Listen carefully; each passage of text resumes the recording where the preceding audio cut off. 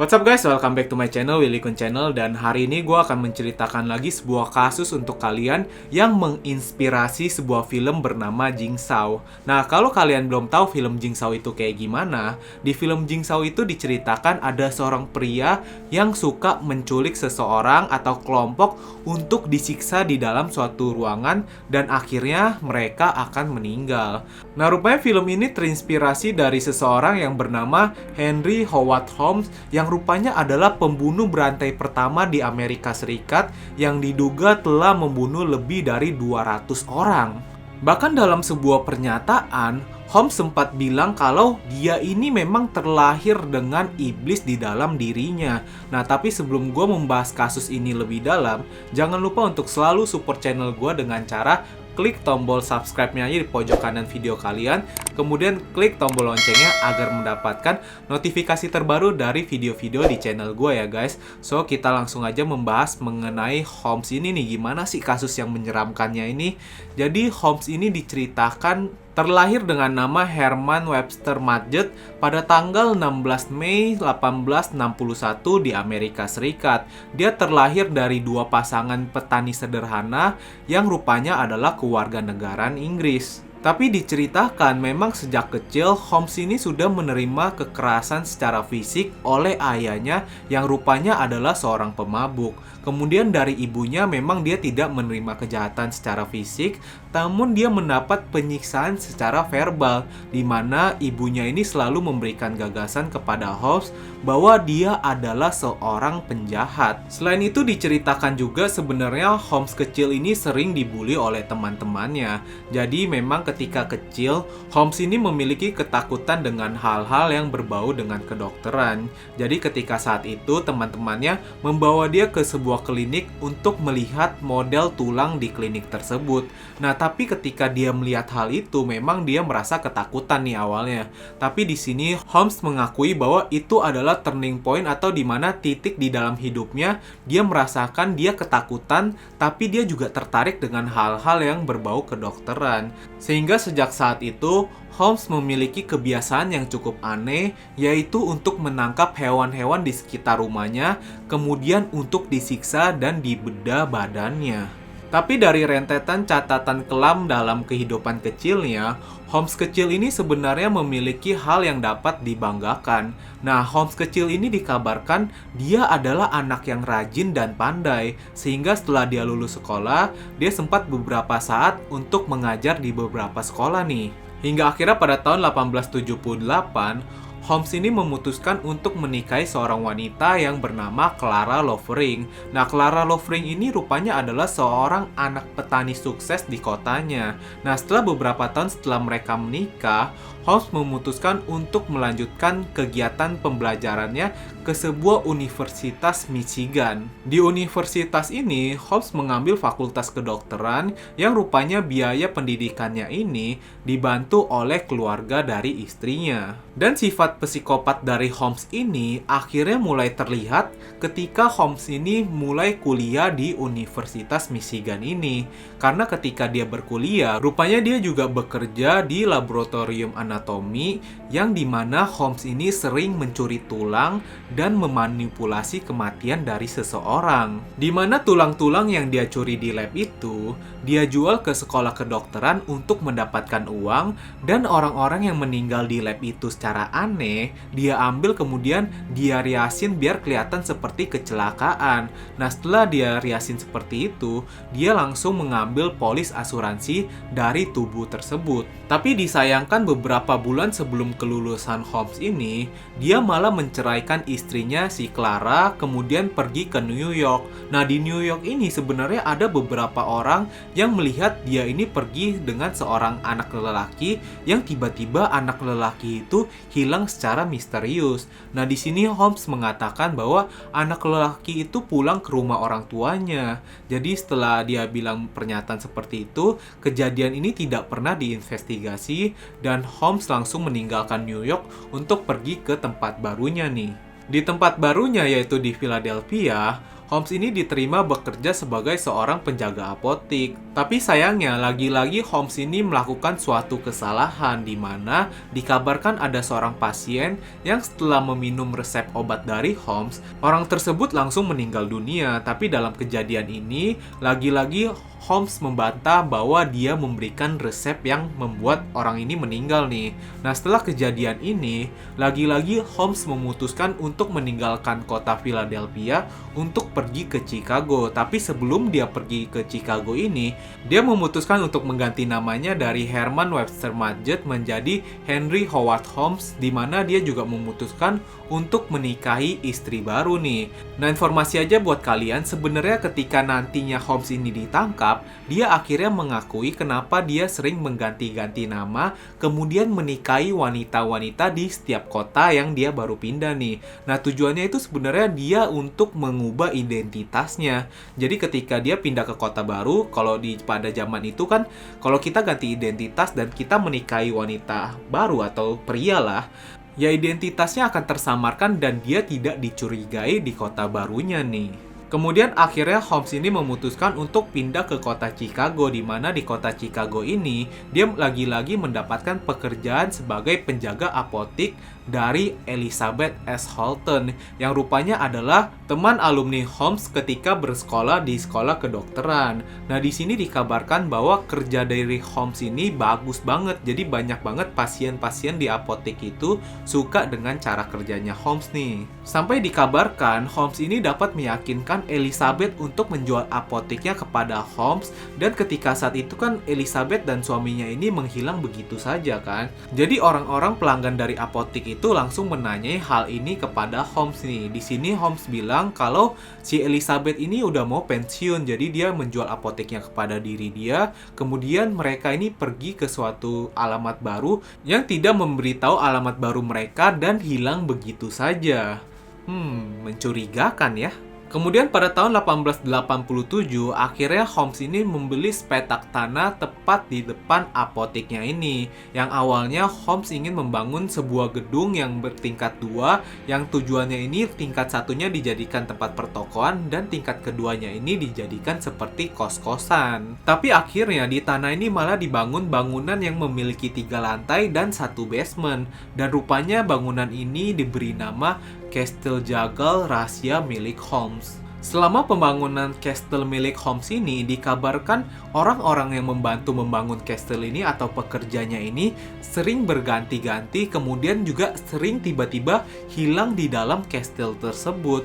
Holmes mengatakan kenapa peristiwa ini bisa terjadi, dia ini nggak cocok dengan para pekerjanya yang nggak bisa memenuhi keinginannya untuk membangun kastel miliknya. Yang sebenarnya para pekerja ini telah disekap oleh Holmes di dalam kastelnya dan tidak dibayar, malah dihabisi, dan tulang-tulangnya ini digunakan untuk dijual ke sekolah kedokteran. Selain itu, sebenarnya tujuan Holmes mengganti pekerja-pekerja yang membantunya adalah biar nggak ada yang tahu nih gimana sih sebenarnya dekorasi dalam dari ruangan atau gedung yang dia bangun ini nih. Karena ketika dilihat dari luar, kastel milik Holmes ini akan kelihatan biasa aja. Bahkan kelihatan sebenarnya kayak kastel yang megah kalau dari luar. Tapi kalau kita lihat dari dalamnya, diceritakan kalau sebenarnya kastel yang dibangun oleh Holmes ini dalamnya itu seperti labirin, di mana ada tangga-tangga yang tidak memiliki ujung atau ujungnya ini tembok, atau jendela-jendela yang kalau dibuka ya itu tembok doang. Nah, ada juga ruangan yang tidak memiliki pintu dan jendela. Ruangan-ruangan di kastel ini juga dilengkapi oleh peredam sehingga kalau ada orang di dalam ruangan itu nggak kedengeran suaranya sampai depan. Nah, kemudian ada juga pipa-pipa yang digunakan untuk menyalurkan gas beracun, dan tempat Holmes ini untuk mengintip mangsanya nih. Kalau mangsanya udah meninggal, ya dia baru ngambil mangsanya ini. Nah, setelah itu dikabarkan juga ada elevator dan seluncur rahasia di dalam ruangan itu. Jadi kalau misalnya korbannya udah meninggal, mayatnya ini bisa langsung dibuang ke basement dan dimasukkan ke dalam oven untuk dibakar. Setelah proses pembakaran ini, akhirnya tulang-tulang dari para korbannya ini dijual kembali ke sekolah kedokteran, sehingga Holmes ini mendapatkan uang dari para korbannya ini. Kemudian pada tahun yang sama ketika castle yang dimiliki Holmes ini selesai dibangun, yaitu pada tahun 1892, rupanya di kota Chicago ini lagi ada event besar nih, event dunia yaitu World Fair, di mana katanya kota Chicago ini akan didatangi oleh banyak orang. Nah, setelah ini Holmes melihat bahwa kegiatan ini akan memberinya sebuah keuntungan yang sangat amat besar. Nah, di saat itu Holmes memutuskan untuk mengubah castle-nya ini menjadi hotel untuk diinap oleh para tamu dari World Fair. Tapi seperti yang kita ketahui bahwa castle yang dimiliki oleh Holmes yang terdiri dari 60 kamar itu bukanlah hotel biasa. Jadi dikabarkan di situ tamu-tamu yang masuk ke dalam hotel itu satu persatu hilang begitu saja. Dan untuk menjalankan semua kegiatan itu, yang kalau kita ketahui ya, kalau kegiatan hotel pasti banyak dong. Nah, seperti di film Jigsaw-nya itu, kan ada kayak pengikut setia dari Jigsaw. Nah, di sini Holmes juga memiliki pengikut setia, yaitu seorang pria bernama Benjamin Pitezel. Dikabarkan Pitezel ini adalah rekan kerja dari Holmes yang setia, di mana dia membantu melakukan aksi-aksinya kepada tamu-tamu hotel tersebut, bahkan kepada wanita-wanita muda yang bekerja untuk mereka. Korban pertama wanita dari Holmes adalah seorang wanita yang bernama Julia. Jadi Julia ini pindah ke hotel milik Holmes ini karena mengikuti suaminya yang bekerja sebagai penjaga di toko aksesoris di lantai 1 di Castle Holmes ini nih. Nah, di situ mereka pindah bertiga, yaitu Julia, suaminya, dan anak mereka yang bernama Pearls. Tapi di sini disayangkan Julia ini malah memiliki hubungan gelap dengan Holmes. Jadi Holmes ini meyakinkan Julia untuk menaruh asuransi jiwa terhadap suaminya. Jadi ketika suaminya kehilangan nyawanya, si Julia akan menerima polis asuransinya nih. Tapi sebelum semua itu terjadi, suami Julia ini mengetahui bahwa Julia memiliki hubungan gelap dengan Holmes. Jadi dia meninggalkan Julia. Nah, setelah kejadian itu dikabarkan malah Julia dan Pearls yang menghilang secara tiba-tiba di dalam castle milik Holmes. Nah, setelah kejadian Julia ini, lagi-lagi ada seorang wanita yang mendaftar menjadi sekretaris pribadi Holmes nih, yaitu bernama Minnie. Nah, Minnie ini rupanya adalah seorang yang memiliki warisan tanah besar di Texas. Nah, setelah mengetahui itu semua, akhirnya Holmes ini merayu si Minnie untuk menikah dengan dia. Nah, setelah mereka menikah, Holmes meyakinkan Minnie untuk menandatangani bahwa Minnie bersedia untuk menyerahkan harta dan warisan tanah yang dia miliki kepada Holmes. Nah, setelah kejadian itu, Minnie juga menuturkan memiliki seorang saudari yang bernama Nini yang juga memiliki warisan tanah yang sangat banyak. Nah, setelah mengetahui itu, Holmes langsung memujuk Minnie untuk mengajak saudarinya yaitu Nini untuk berkunjung ke Chicago. Setelah semua disetujui, akhirnya Nini ini berangkat ke Chicago nih, dan rupanya Holmes sendiri yang mau menjemput Minnie ke kereta. Nah, selama Holmes ini menjemput Nini, dia berusaha untuk meyakinkan Nini untuk menandatangani, menyerahkan semua hartanya dan warisannya. Nah, di sini sebenarnya gue cukup bingung juga gimana caranya Holmes ini bisa ngerayu Nini biar mendapatkan hartanya, tapi diceritakan dia berhasil, dan setelah berhasil dia langsung menghabisi nyawa Nini dan mengatakan kepada Minnie bahwa saudarinya ini nggak jadi datang ke Chicago. Tapi yang paling mengerikannya lagi nih dari cerita ini, rupanya setelah kejadian itu Minnie langsung dihabisi nyawanya malam itu juga, dan ketika diperiksa, Minnie memiliki sebuah polis asuransi milik saudara laki-lakinya. Jadi ketika saudara laki-laki Minnie ini meninggal, yang mendapatkan polis asuransinya adalah Minnie. Nah, setelah mengetahui itu semua, yang mengerikannya ini, si Holmes ini langsung mendatangi saudara si Minnie dan menembaknya. Nah, akhirnya setelah kejadian itu, Holmes mendapatkan semua harta mereka dan polis asuransi jiwa milik mereka. Sangat mengerikan ya guys.